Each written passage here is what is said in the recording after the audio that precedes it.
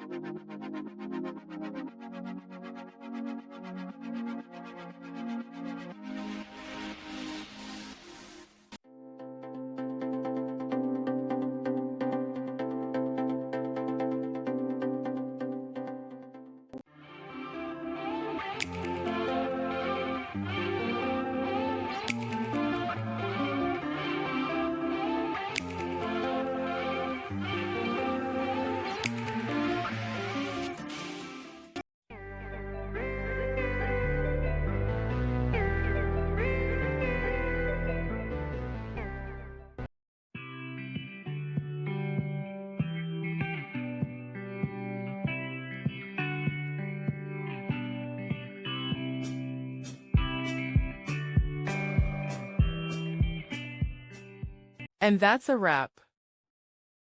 I hope you found the answer you were looking for. If you did, take a second to hit that subscribe button. It really helps out.